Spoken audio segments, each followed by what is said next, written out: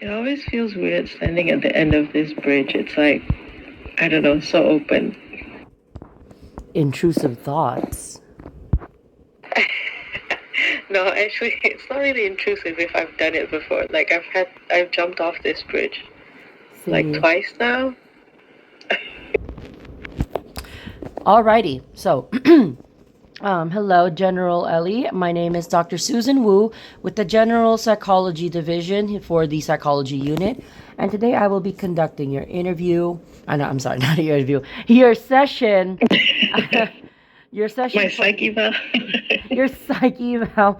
But yes, I will be conducting your session for today. This is going to be a regular session, and I will remind you that everything that you say between both of us and your supported partner will only stay between all three of us. All right. So, without further ado, just let me know what's been going on in your mind, or what's been going on. I guess the first thing I want to do is kind of ask you, how does this work normally? Because I've not done one before, and neither have I had a session like this in real life either. So I don't know how to start, where to start. Like, what do you need in order to do your assessment? I guess, like, what kind of context do you need? Do you need my like background or my family history, or how does this work? So typically doing when I am doing a session, this is to be more of like a therapy or counseling session where I'm here to listen to you, I'm here to advise you, I'm here to guide you. If you have multiple things that is going around your head that you just don't understand or you just are struggling with, you can start with the one that's been, giving you problems the most.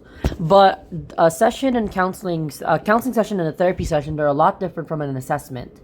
So typically, an assessment is when I ask you a set of questions so that I can see if you're fit for a certain role or fit for a certain rank or fit for joining a certain team. But no, this isn't an assessment. This is just a session. This is a counseling therapy session that I am conducting so that if you have anything to get off your chest or anything that you want to talk about or anything that you want to bring up within the privacy between all three of us, which is you, me, and Angel, with complete coherency and privacy, I am here for that. So, anything that's been bothering you, you can go ahead and pull it up. I can definitely advise you, guide you, and even help you understand if something is going on that you don't understand. Okay, I got you.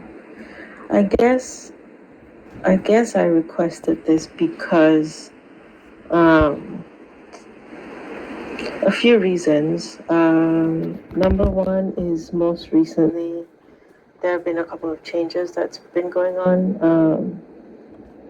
Notably, me becoming a gen, and that was quite. I feel it was quite quick and quite sudden. So I guess I didn't necessarily have the mental, emotional space to adjust to that. Um, so what had happened was I was a colonel, and then I was I had just turned colonel, and I was just about starting to get all my requirements in order when Sir Toku, because I had seen that there was a Major Gen interview coming up, and I figured, well, I'm nowhere near getting my requirements done, so let me give this one a miss and wait for the next round.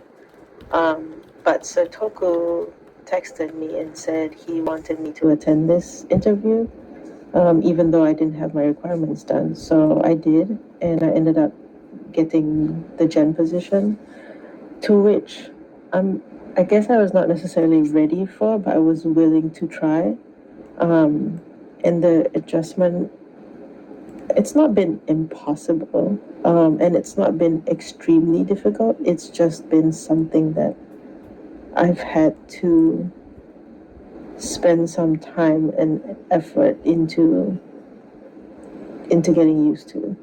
The responsibilities are different. Where I used to have to only think about my own problems, I now have to consider everyone's problems, and and everything that's a problem on base is my problem. So it's not that I don't like it.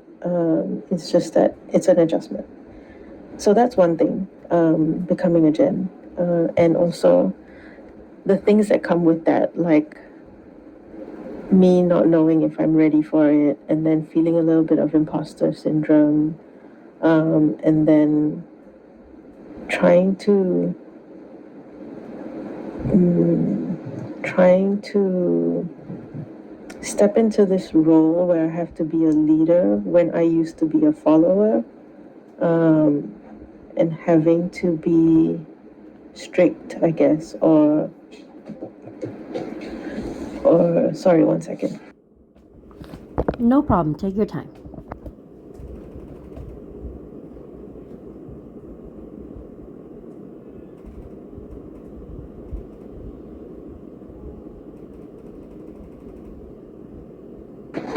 Sorry, real life was calling. Yeah. What was I saying?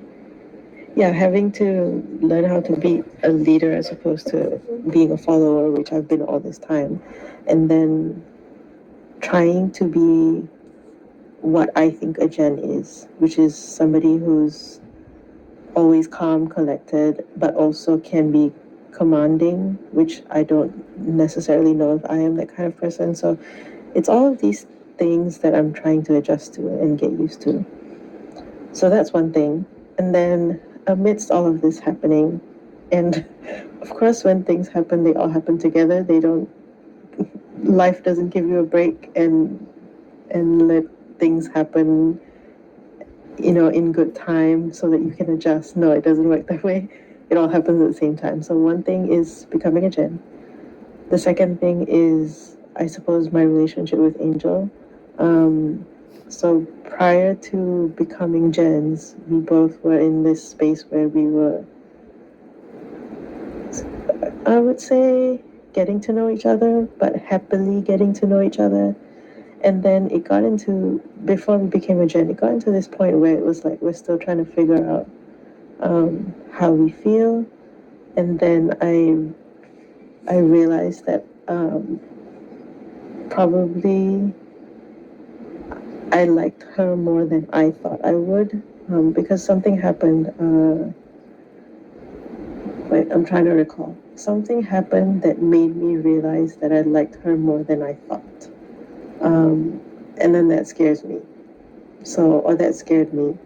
And so what I ended up doing was pulling away a little bit, because I was afraid of how I was feeling.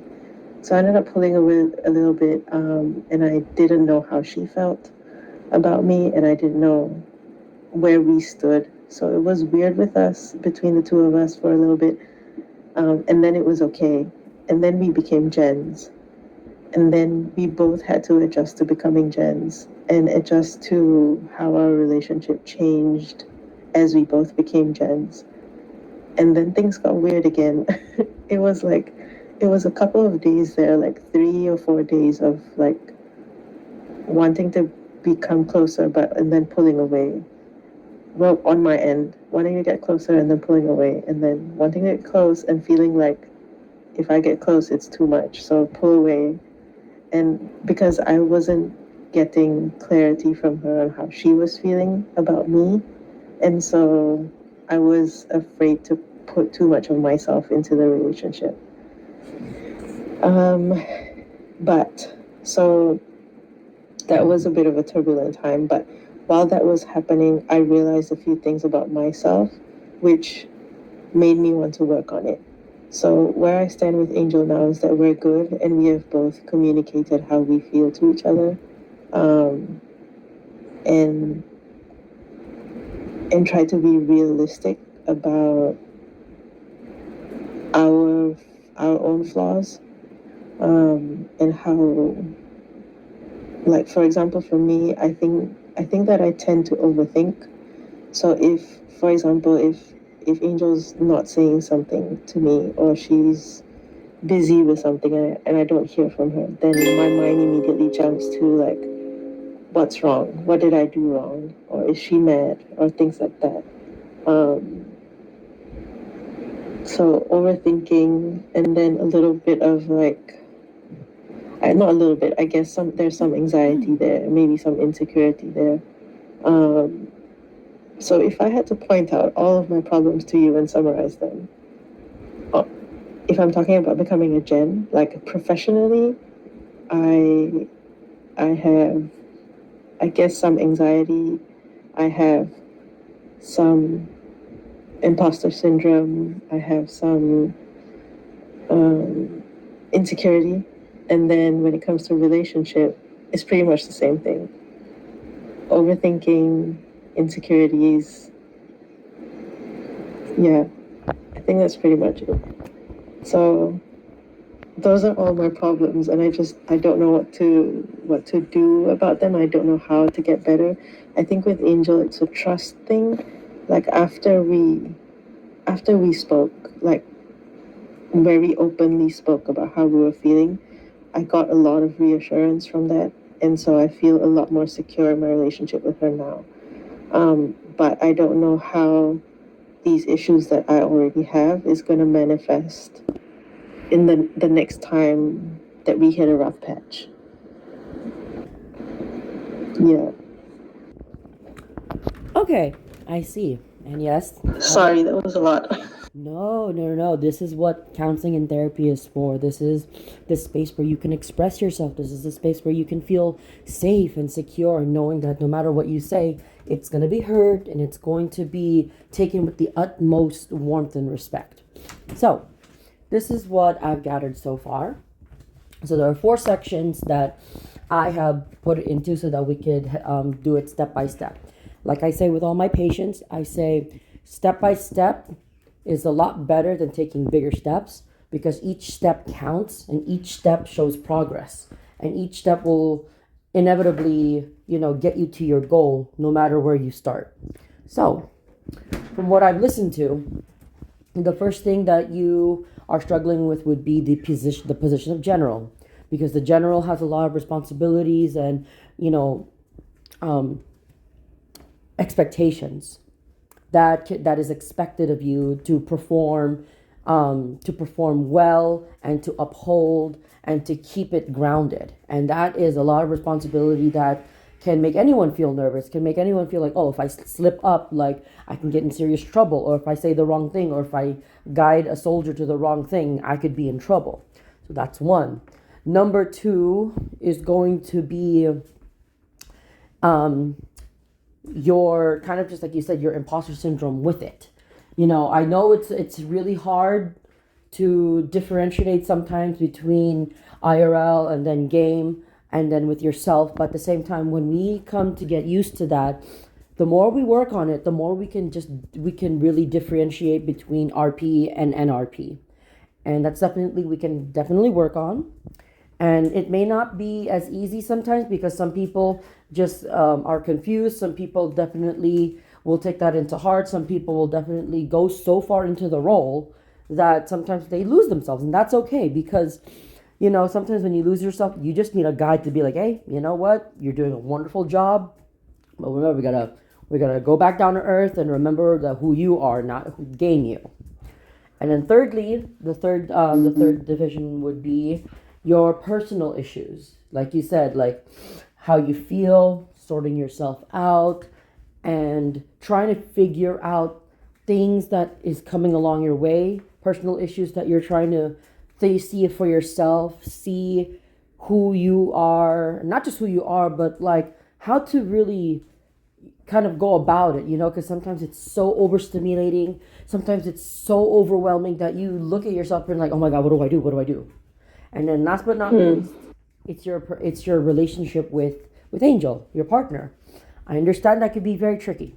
And I understand, especially now that you both have been, are stable right now, but you're worried for the future that it's going to be like, you don't know what's going to happen once you hit another major issue that involves you and her.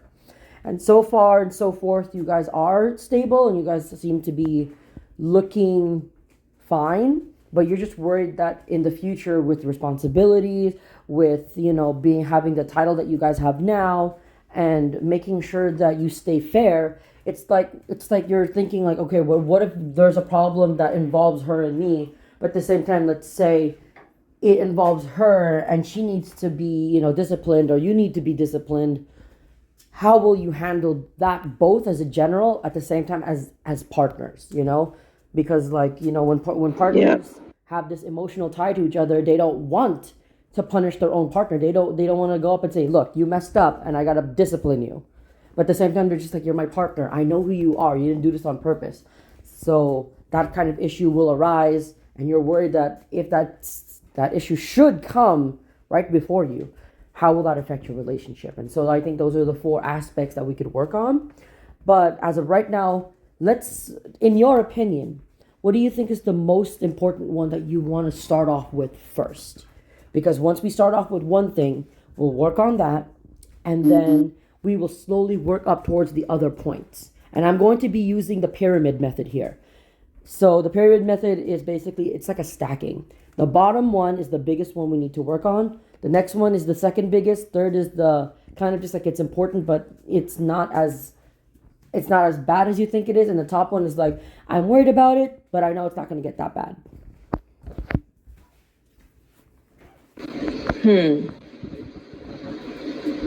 This is not so easy to answer. Like the what's the biggest problem that I want to work on? Because at different points, it's different things that are that matter more. Like when I was going through all that stuff with Angel, I felt like there was a communication issue between the two of us, and that was the biggest thing that I was feeling at that stage. But now that we're in a good place, now I'm feeling like my confidence as a Gen is probably something that I want to work on more. So it varies. It changes from time to time depending on the situation and the conditions surrounding whatever I'm going through. I would say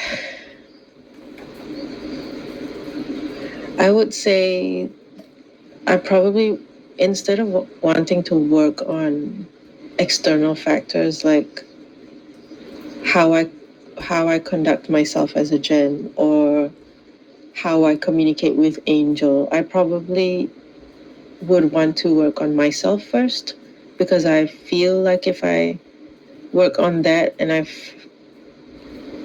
can find some sort of equilibrium with my own self and my own feelings and how I react to things, then it will naturally, I think, flow outwards towards the external arrangements that I have, whether it's my relationship or my, well, RP career.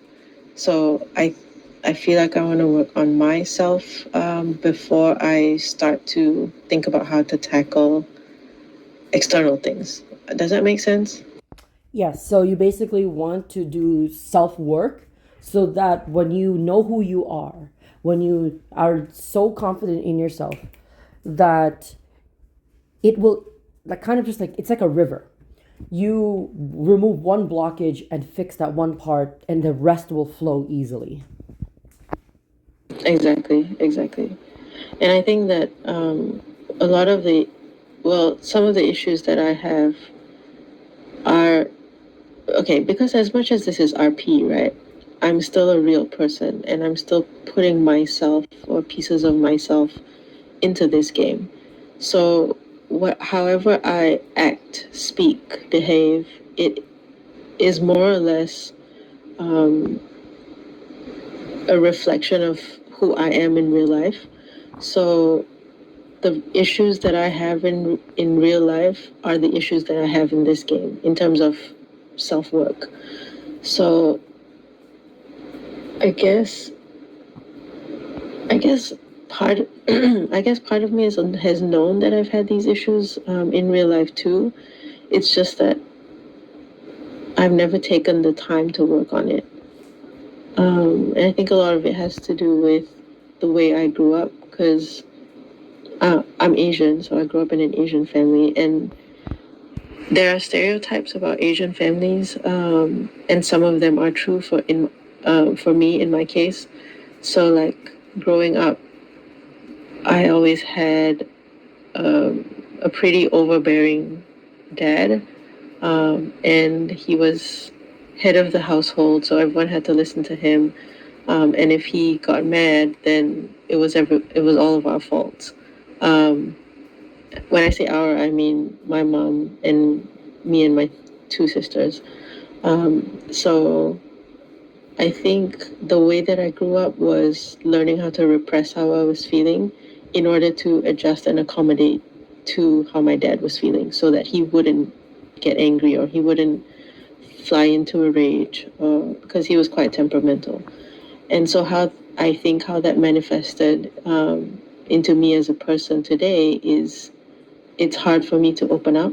And I when I was growing up, I always had to have my guard up and make sure that I said the right things in the right way, sometimes at the right volume or tone of voice. And doing that for so long, my whole childhood and even now, I think the effect that it's had on me is I I guess you know how when you're older and you look and you realize things about yourself and you recognize that hey the way that you grew up um, has manifested into this thing in you today. So like I think I'm hypersensitive to people's moods, and so if somebody seems off, like it's like this like big alert button has been pressed in my head and I'm like what's wrong, what's going on, that kind of thing. And so that's one thing. And then also being, it's hard for me to open up. Sometimes I feel like I have my guard up a lot, and it's not easy for that to come down. But then on the flip side, I actually think I'm able to talk to people easily, but like I don't think I have like social anxiety. I think I'm pretty easy to talk to, and I can make conversation with people. So I don't, I don't even know what I'm saying. It's like I have all these things that I'm realizing about myself, and I don't really know where to start. No, I do understand. Trust me. I also grew up in an Asian household, and trust I had a very I want to say not say overbearing, but I had a very strict Filipino mom, and it was the same thing for me as well. Like if I had gotten mad, I can't express mad because they would be like, "Oh, that means you're dishonoring your parent," or Yeah.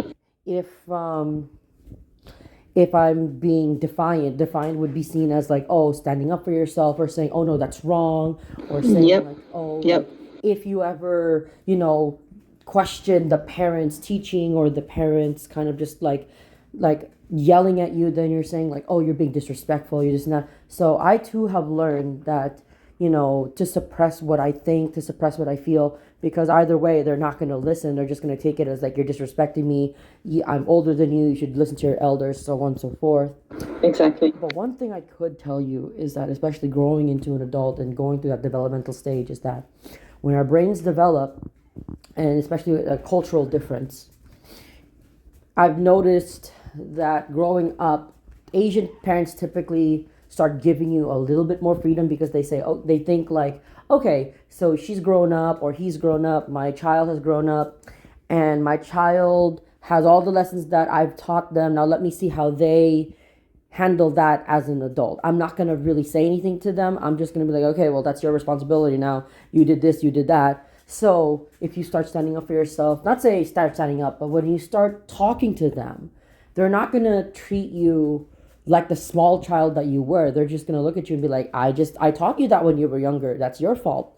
And so it kind of just turns out to be like, even if you want to talk to them about your feelings, from an adult perspective, they're still gonna make you feel as if like you're the one at fault, because they're gonna take that suppression and repression and all the stuff that they've taught you and everything that you've gone through and just say, I already taught you that and this and that. And so that also adds on to the emotional suppression that you feel, because it's like, well, I wasn't able to express it as a child, now I can't express it as an adult because now they'll just blame me. So at that point, the emotional suppression, especially for Asian cultures and Asian children that grow up in that type of culture, is extremely high. And being able to even express this to me right now, I'm already proud of you for doing that, because not a lot of Asian kids will admit to a therapist or to a counselor saying, I have a problem, or I can't handle this, because we were trained to handle it ourselves, to say, okay, Yeah. our parents trained us to be like, okay, you go through this, okay, this is what I went through when I was a kid, you definitely have to go through it now, so if I was able to go through it, you're able to go through it. So at that point, working on yourself to be more emotionally, not say available, emotionally outing is good, because now that you are working on this, you're working on yourself, you're telling yourself, okay, I was trained by this, but I can try and train myself to become more emotionally expressive. And at that point, it's going to be hard, because it's going to go against a lot of the things that you were taught about.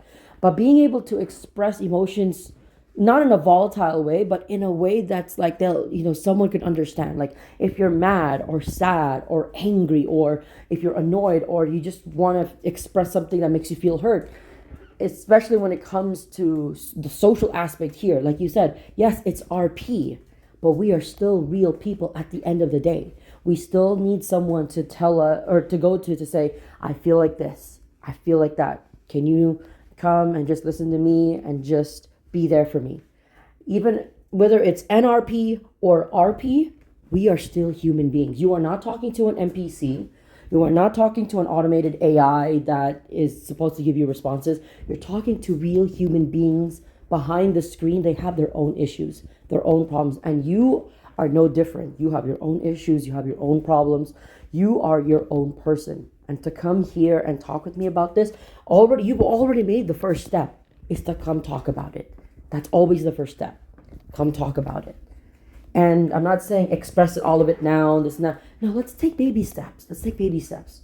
And right now we're talking about you being, your emotional aspect, where you're having a hard time expressing it. You're having a hard time with yourself because of your family history, your cultural background.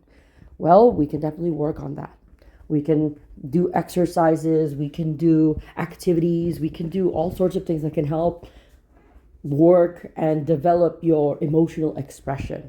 And I'm willing to do that with you on multiple sessions as well. So just letting you know, I'm going to be committed to helping you nurture and take care of your emotional expression, so that when the time comes and you feel as if like you need to talk to someone, whether it's me or your partner, you have the ability to say, you know what, I may have grown up in a household where it tells me to suppress my stuff, but no, I have people now that I can trust and I can express my emotions to, and they're willing to listen. Yeah.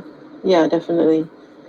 I guess I just, it's like growing up in this family, and then how that's made me who I am today has always made me feel like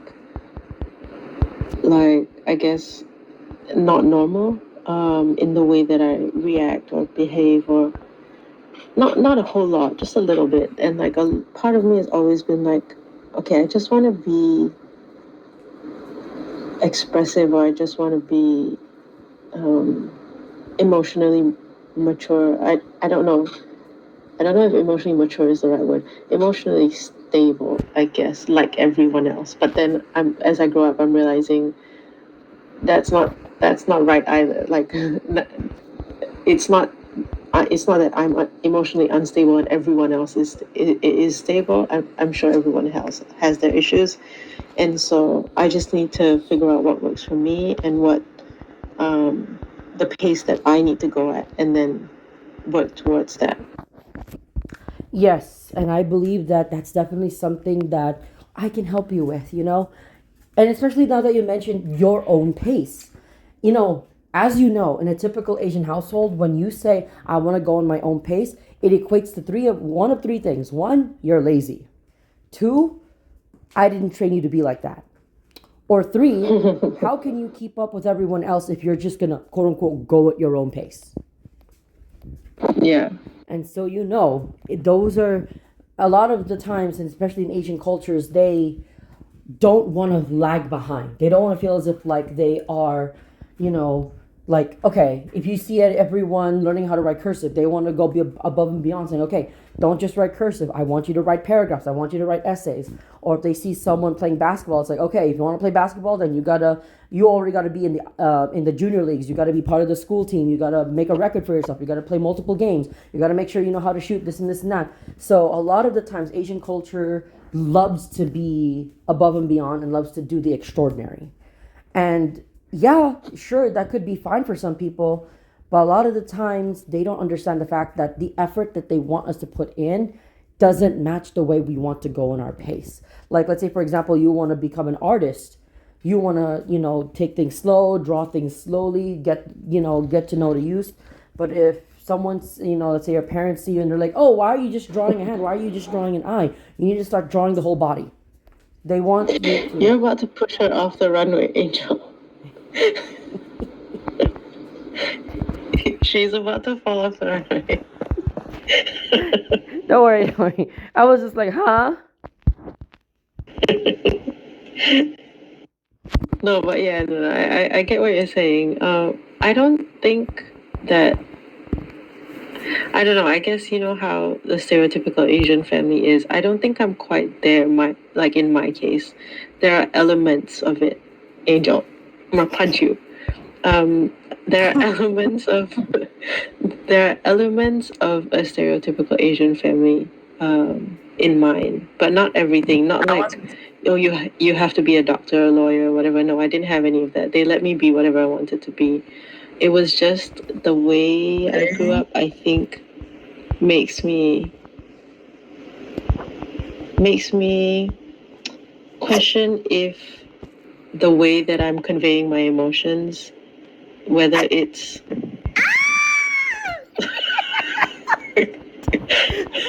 I knew that was gonna happen. I'm trying to be professional. No, and you know what it is actually the thing about Angel and being with her is that she comes from an entirely different upbringing, and so um, I think in part that's been good for me because she's bringing things out of me that I guess didn't realize that I needed. Like she um, she makes me want to be more expressive, and she makes me want to be like she helps me to she helps to create a situation that makes me feel lighter. So so that's one of the things that I enjoy getting out of the relationship, amongst other things, but that's one of the things that I enjoy and recognizing that and how it's good for me. And I guess to not take things so seriously all the time because I don't know, I feel like I tend to take things heavy. Um, so having that makes me think that it don't have to be so heavy all the time. You can be fun, and things can be light, and yeah, it's just good. So I guess one of the reasons why I wanted to do this also is because I don't want to mess that up. No, it's understandable. And yes, you are right. Let's say, for example, I find someone who is completely opposite of me, especially from upbringing, like you said. It's actually pretty good because, research shows that when you are mixed with someone who is opposite of you, it helps bring out the side that you've been suppressing for a long time. Like, for example, and this is IRL, I've actually done this, a research study in CSUN, in one of my universities, that I put two people who are completely opposite together. I put someone who is much more, introverted and close to themselves with someone who is more extroverted and loves to, be around people.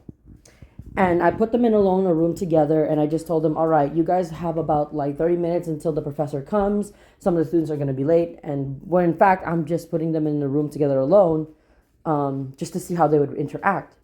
For the first 10 minutes, yes, they didn't do anything.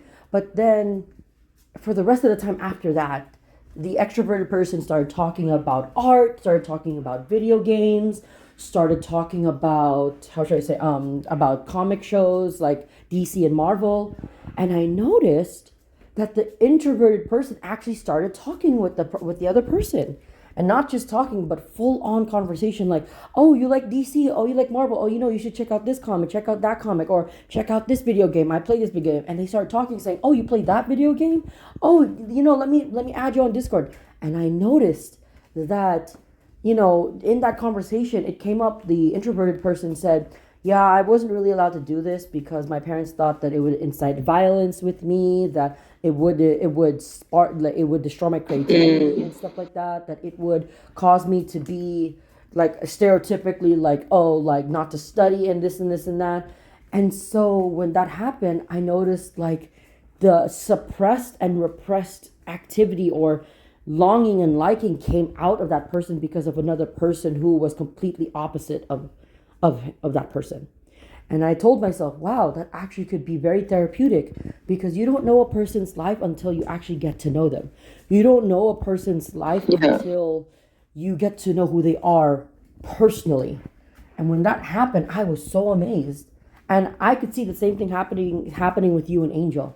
You came from a background that is trained you to be upright, to be disciplined, to be behaviorful, to be what's it called, obedient. And Angel is more upbeat and light, and has this personality that's bubbly and fun and much more lighter than what you were raised in.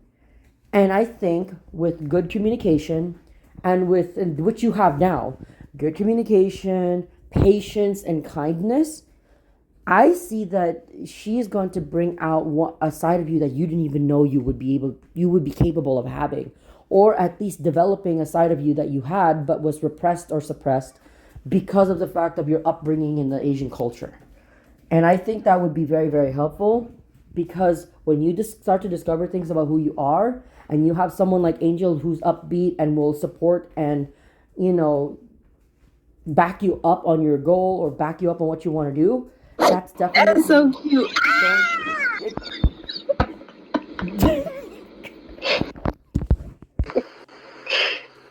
No, no, yeah, really. One of the things I enjoy about her is that she makes me take things not so serious. Um, and I think I'm. How do you say this? Do you know, like, if you're in a group of new people and you tend to be a serious person, but you want everyone to like you. I'm a people pleaser, by the way. And you want everyone to like you. You try to make a joke and you wait for people to laugh, and then when people don't laugh, then you take it to heart. That's kind of who I am. But she's created this space for me where it's like, it's okay if you don't make jokes. It's okay if you do and they're not funny. So that's one of the things I do enjoy. Um, but yeah, okay. Angel aside, I guess I'm just. I don't know what exactly I'm looking for. I think. I don't know exactly what I'm looking for. I think what I'm what I'm needing is some kind of validation that who I am is okay. I don't thinking about it like logically. I shouldn't be seeking validation from anyone else except for myself. Um, but yeah, I'm trying to figure out like who am I, um, and is who am I okay? Is it is it am I a complete person? Am I somebody that needs to fix certain things? Am I, like, but then I'm like, who is authorized to say if I'm okay or not? So I guess very existentially, like these are some of the things that I'm thinking about. no, no, no, I understand. And trust me when I say social acceptance, okay, this can lead to social acceptance, which can lead to self acceptance. And basically, typically saying, you know how like self acceptance only comes from you? However, there are some people Mm-hmm. which experience the same thing as you, where they can only have self acceptance if the social aspect accepts them. So self acceptance through social acceptance. That is typically what people struggle with, because they want to accept themselves. They want to say, okay, I'm good enough. I can do this. It's okay if I be like this. It's okay if I'm like this. Only if society, the social construct says, okay, yeah, that's fine. Who you are is good. But if the social contract says, oh, who you are is typically not, then that's the issue. Then it influences how I feel about myself too. Exactly. And that's the thing about social Yeah. construct. Social construct is there. Of course, every society is going to have one.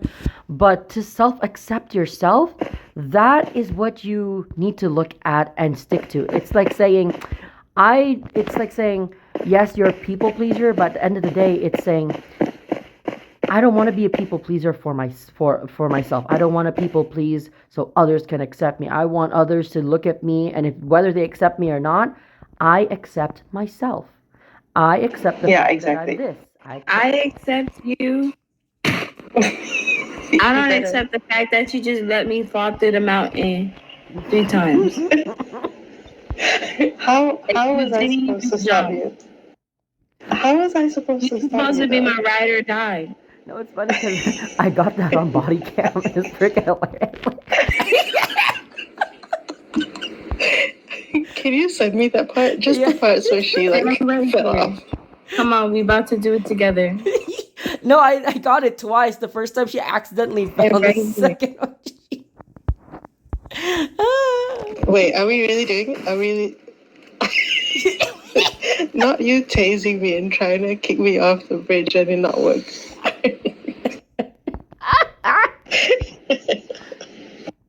See, now that's hilarious. Now, if you actually fell over after you got to, I would have laughed.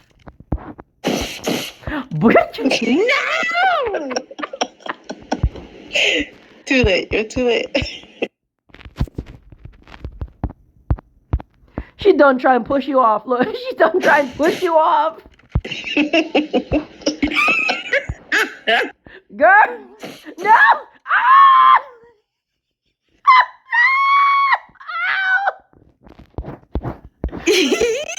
Like,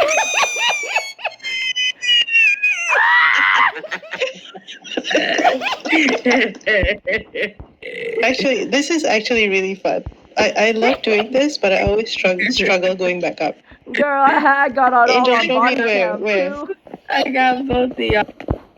Double whammy in Miami. Why can't I go up, Angel? You need a gun in your hand. Grab your Glock. Damn, don't shoot me. Sorry, Butterfingers. Jump and then run. Jump and then run. Jump and then run.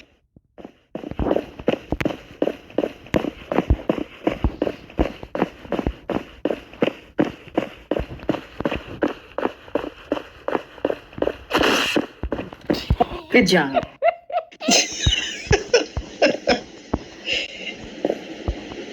Girl, she done gonna push you off. If you better come after me. Girl. Did she fall? Yeah, I think she's down there. No, I see it. Her body's right. No! Ow, my head, my boobs. Oh.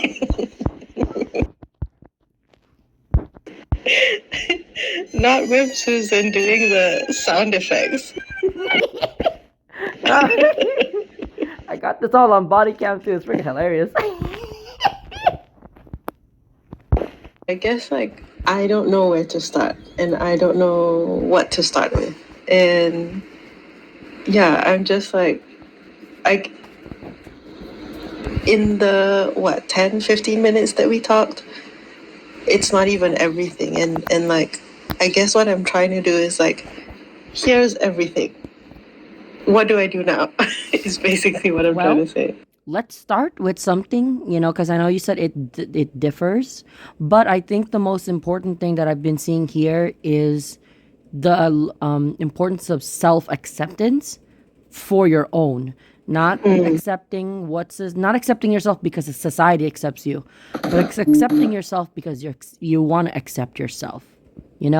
Because once you accept Yeah. yourself, and once you learn to say, you know what, yeah, society does not get to dictate who, like, when I get to accept myself or not, that's when everything is going to start flowing beautifully. Because when you accept yourself, you're going to look at other, like, let's say someone looks at you and it's like, oh, like, I don't like that type of person. It's like, okay, well, you don't like me, you don't like me, great, next. And that's what we need to Yeah. get you to, is once you self accept yourself, not because society accepts you, but because you accept you, that's a beautiful start. And I think that's where we should start first. Yeah, perfect. That sounds great. Like I was saying, um, the things that I want to work on is me first, and then I think that will just kind of flow into the other things, like the other things that I'm like that I have, like being a Gen, and then my relationships. So like if I can kind of be better, be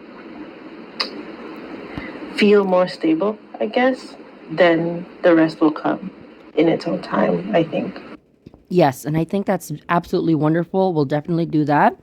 Later on, I will update your patient chart plan, and I will say that we will start with the self acceptance for you, and then if you want, I can definitely schedule recessions so that we can definitely like have like a session whenever you're free. We can come back to this, and then we can also continue on your work, which is self acceptance, and we can see where we go from there.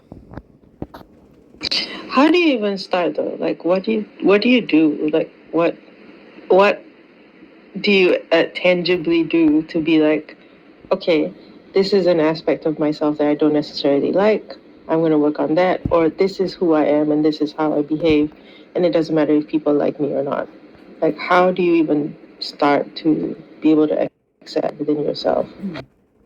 So basically, here's what we're gonna do. So let's say we do a next session, right? I'm just gonna ask you a couple of questions like, how did you feel today? Did you have anything that you did in the past week or so that was like, oh, I want to do that, but I'm afraid people are gonna think this of me, think that and that of me, and then we will start going from there. And I will start guiding and counseling you, saying, okay, well, if you want to do this, then, and if people don't see it that way, then just do it because this is what you want to do. This isn't to please other people. This isn't for, others to give you praise and approval. This is for you to complete it because of you. And so we're going to start doing activities that will say, okay, so if you, let's say, for example, you do drawing and, you draw, let's say, for example, beautiful anime eyes. But then another person looks at you and says, oh, like you should draw real eyes because anime isn't real. Like, what would you do? How would you react? We would be doing a lot of those exercises, and I would be just constantly checking up on you and reassuring you and saying, okay, you is good. You being you is good. Mm, okay. No, that makes sense. Yeah. So like what if scenarios and how I would feel about them. Yes, and then also RP scenarios as well. So, for example, if you ran into someone that in on the base that may have rubbed you the wrong way or said something that you felt like, oh, I gotta, people please for him. I gotta people please for her. I gotta do this. I gotta do that. So we'll also incorporate things that you've observed or things that have happened to you on base because I want to make sure that even if it happens here online in RP, um, that you are still equipped to still practice the fact that okay, they may not like this, they may not like that, but I am still me and I'm not going to do this just to please them. I'm going to do this because I think it's right, because this is what I would do as a person. Yeah, 100%. I guess as we're wrapping up, one thing that I wanted to say is from everything that I've said in this session, is there anything that you need from me in order to form a more complete picture of me, I guess, and like the things that I need to work on? Because as we spoke and as I've been talking, it's not necessarily been structured. It's just like whatever comes to my mind comes out of my mouth, which can be like all over the place. So, like, is there anything that you need to know about me or any kind of context which will help you in moving forward?